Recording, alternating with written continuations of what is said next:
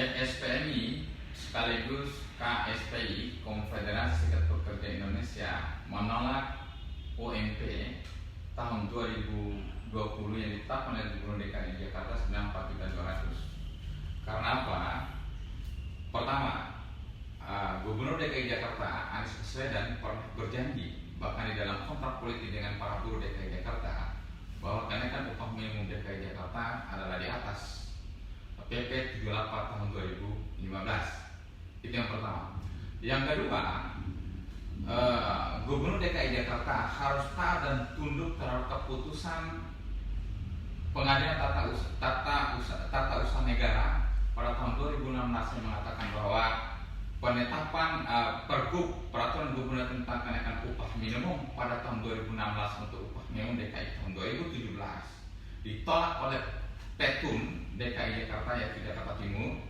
Karena kenapa? Karena tidak melalui mekanisme survei pasar. Maka untuk itu tuntutan kami adalah kenaikan upah minimum DKI Jakarta adalah 4.600.000 rupiah. Kenapa Pak? Kenapa sebesar itu yang diajukan? Dasarnya kenapa 4.600.000 rupiah yang menjadi tuntutan KSPI kepada Gubernur DKI Jakarta? Pertama, berdasarkan survei pasar anggota Dewan Pengupahan DKI Jakarta tahun 2019 bahwa kebutuhan di wilayah DKI Jakarta sebesar 4.656.122 rupiah plus inflasi dan pertumbuhan ekonomi plus adjust karena upah minimum DKI Jakarta sudah di bawah KHR, maka perlu adjust sesuai dengan pasal 64 PP 38 yang mengatakan harus di-adjust ini sejak 8%, artinya KHR sebesar 4.656.122 rupiah plus 8,51% plus 8%, maka didapatkanlah sebesar 4.650.000 rupiah menjadi upah minimum DKI Jakarta. Dan itulah ditentukan oleh KSPI beserta Federasi KSPI, termasuk di dalamnya Federasi Serikat Pekerja Metal Indonesia FSPMI.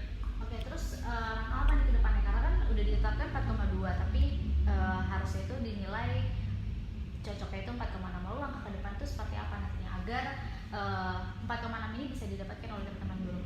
Tentunya langkah pertama yang kami lakukan adalah kami terus mengedepankan upaya lobby dengan Gubernur DKI Anies Baswedan. Kemudian yang kedua, tentu yang kami lakukan adalah akan ada upaya langkah hukum lebih lanjut lagi terhadap keputusan upah minimum Provinsi DKI Jakarta seperti apa yang telah pernah kita lakukan dan dimenangkan di Petun DKI Jakarta dan itu di Jakarta Timur dan di Jakarta Timur waktu itu tahun 2016 untuk upah minimum Provinsi DKI Jakarta tahun 2017. Kemudian tentunya yang langkah ketiga adalah kami akan terus melakukan penggalangan massa untuk melakukan aksi menuntut agar tuntutan buruh 4.650.000 rupiah untuk UMP DKI Jakarta dipenuhi oleh Gubernur DKI Jakarta. Aksi seperti apa Pak? Dan kapan? Insya Allah kita lagi schedule hari Kamis kemarin kami sudah melakukan aksi di Balai Kota DKI Jakarta dan insya Allah dalam waktu segera kalau Gubernur DKI Jakarta tidak memperhatikan tuntutan kami ini tentu akan ada langkah-langkah aksi lebih lanjut dari KSP beserta federasi yang ada di dalamnya. Oke, isu lain nih Pak terkait dengan kenaikan iuran BPJS. Kalau dari teman-teman buruh sendiri tuh melihatnya seperti apa sih Pak kenaikan BPJS ini? Kenaikan iuran BPJS Kesehatan sebuah langkah bukti konkret di mana pemerintah gagal menjalankan amanat Undang-Undang Dasar 1945, kemudian Undang-Undang 40 tahun 2004 tentang sistem jaminan sosial nasional, sekaligus gagal melaksanakan amanat Undang-Undang Nomor 24 tahun 2011. Maka dalam konteks itu, bahwa kalau alasan pemerintah kenaikan iuran BPJS itu karena defisit, sesungguhnya dalam Undang-Undang 40 tahun 2004, Undang-Undang 24 tahun 2009 tentang Badan Penyelenggara Jaminan Sosial adalah kewajiban negara untuk menutupi defisit anggaran BPJS, bukan dibebankan kepada rakyat. Seharusnya ada langkah-langkah konkret yang bisa dilakukan oleh pemerintah tanpa harus membebani rakyat. Pertama misalnya, bagaimana untuk defisit yang diprediksi sekitar 32 triliun itu?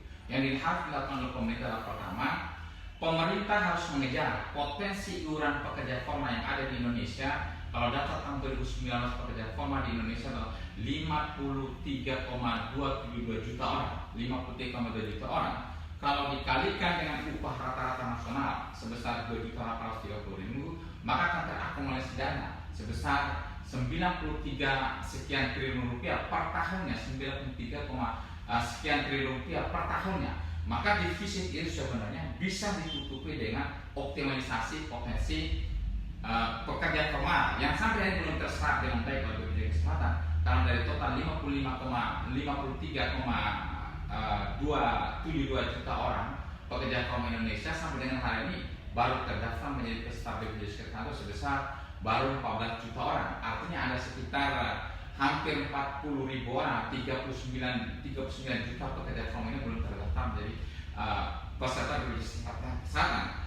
Yang harusnya pemerintah menangkap para pengusaha-pengusaha tidak mengikutsertakan para pekerja ini sebenarnya. Kenapa ini penting? Karena BPJS Kesehatan memiliki asas gotong royong. Diharapkan oleh tidak ada potensi dana yang pagi dari para pekerja formal ini sebenarnya sudah cukup untuk menutupi defisit anggaran BPJS Kesehatan. Itu yang pertama. Yang kedua adalah yang bisa dilakukan oleh pemerintah adalah kami mengusulkan pada pemerintah agar dana cukai rokok yang kurang lebih setiap tahun adalah sebesar 132 triliun itu bisa dialihkan sebagai dana BPJS Kesehatan. Ya, itu yang kedua. Yang ketiga, kami mengusulkan pada pemerintah optimalisasi dana CSR, Corporate Responsibility, Social Responsibility, yang biasanya 3% dari keuntungan tiap perusahaan. Coba bayangkan kalau seluruh perusahaan di Indonesia itu dimobilisasi dana CSR-nya, maka bisa kita sisihkan sebagai tanggung jawab perusahaan di tengah masyarakat kepada masyarakat Indonesia.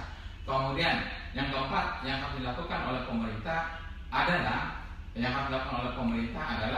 pemerintah harus meningkatkan anggaran APBN untuk PBI, ya, baik secara jumlah penerima bantuan iuran juga nilai per orang biaya kesehatan peserta PBI penerima bantuan iuran dianggarkan oleh PBI dinaikkan. Gimana caranya adalah kalau data menurut KSPI khususnya Jamkesor, ya, kebetulan saya dari Jamkesor, sampai dengan hari orang miskin yang tidak mampu di Indonesia adalah 120 juta orang. Sementara sekarang rakyat Indonesia menjadi penerima bantuan yang dianggarkan oleh APBN dan APBD di Indonesia hanya sekitar 98,6 juta orang. Artinya masih ada sekitar 30 juta orang miskin yang tidak mampu yang belum dianggarkan APBN. Harusnya dari sisi kuantitas jumlah penerima bantuan yang dinaikkan oleh negara, maka secara otomatis akan ikut naik itu anggaran APBN. Yang kedua adalah biaya per orangnya. Kalau sekarang kan baru 23.500, maka menurut ID saya kira disamakan saja dengan penerima bantuan Indonesia, disamakan aja dengan kelas 3 sebesar 42.000 yang seperti apa ya, 41.000 ya, 42.000 sekarang per orang seperti apa yang ditetapkan oleh pemerintah sekarang.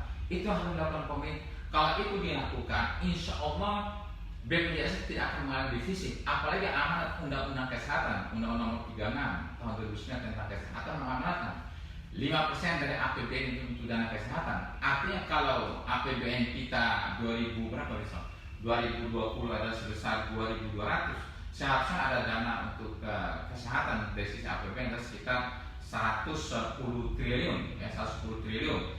Belum lagi berdasarkan amanat Undang-Undang Kesehatan yang sama, 10% dari APBD seluruh Indonesia itu harus dialokasikan menjadi anggaran kesehatan. Kalau ini potensi dioptimalisasi oleh pemerintah, sebenarnya tidak ada pembebanan biaya kesehatan iuran BPJS dinaikkan. Ini kan masalahnya adalah sekali lagi pemerintah belum memiliki political will dan goodwill dan kesungguhan untuk memastikan hak rakyat untuk mendapatkan jaminan kesehatan. Oke, berarti masih ada cara-cara lain ya Pak ya untuk menutupi defisit? Ya, masih ada cara lain selain menaikkan iuran BPJS Kesehatan. Bagi KSPI dan Jamkesor, langkah yang dilakukan oleh pemerintah adalah langkah-langkah yang tidak kreatif. Kelihatan sekali pemerintah tidak mau repot dan tidak mau capek. Apa yang jadi tanggung jawab mereka diserahkan menjadi beban rakyatnya. Padahal kalau kenaikan iuran ini sangat menggerus daya beli masyarakat. Sementara kita sama-sama tahu daya beli masyarakat sekarang sedang tidak baiknya, sehingga memicu pada berimbas kepada pertumbuhan ekonomi kita pun tidak memenuhi apa yang diharapkan. Kenapa?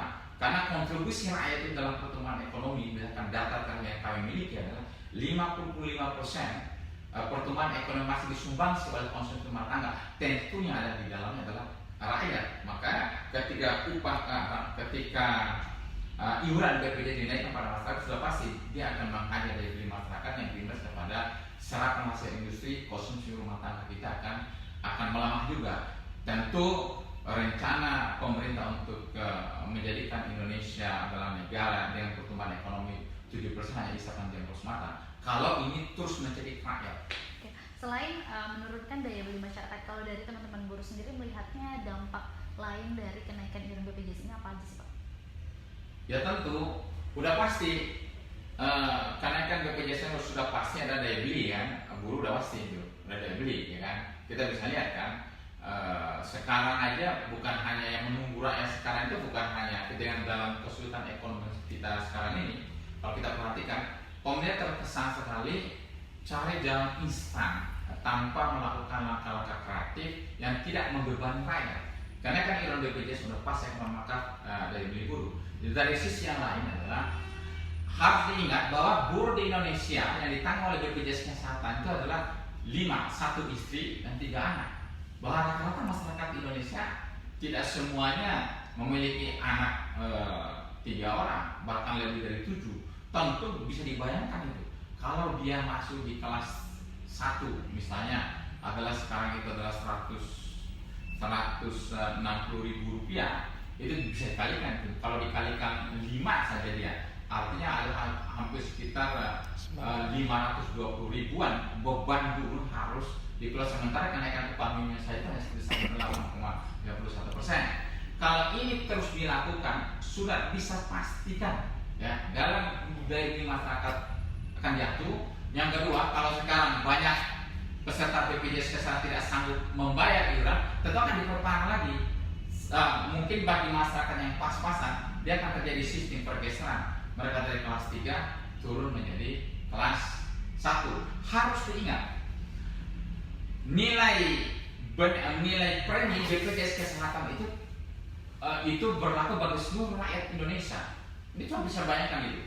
Kalau masyarakat Indonesia tiba-tiba yang di daerah-daerah yang upahnya rendah, itu akan terbebani. Bisa bayangkan aja. Kalau masyarakat biasa yang dikalikan yang sebesar 520.000, sementara pendapatan mereka katakanlah di Solo saja lah, kita harus saja di daerah asalnya presiden kita, yang upah minimum sekarang baru 1.500.000 ya. 500.000 untuk 3 orang anak dan 2 istri itu 520.000. Itu kan sekitar 35%. Itu kan berbahaya sekali bagi daya beli mereka.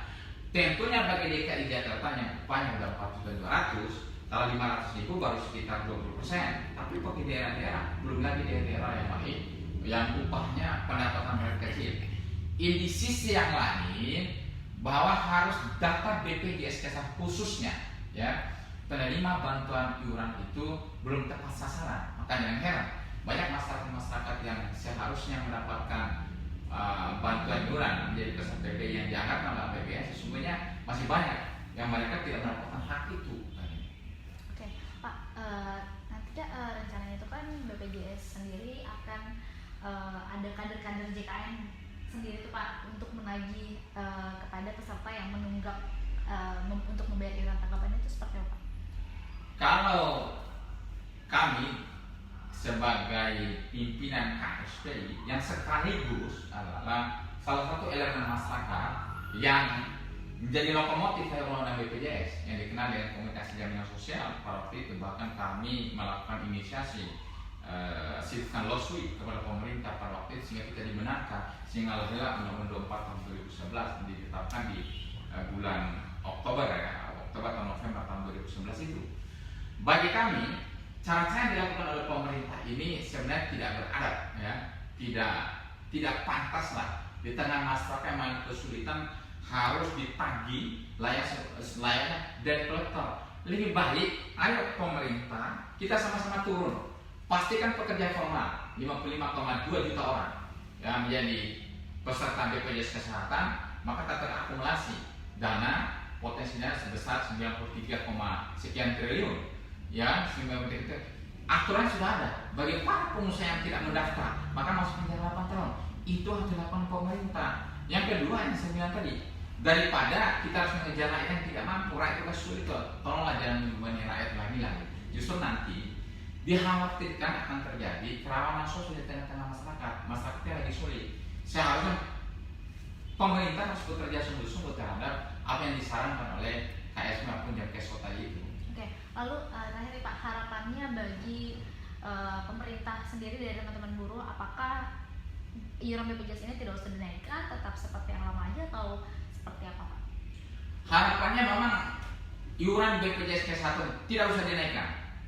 Saya mengajak kepada pemerintah, ayo bersama-sama dengan buruh, serikat buruh dengan pengusaha, ayo bersama-sama memastikan pekerja formal 55,272 juta orang itu menjadi peserta BPJS Kesehatan. Itu kan bisa dihitung itu.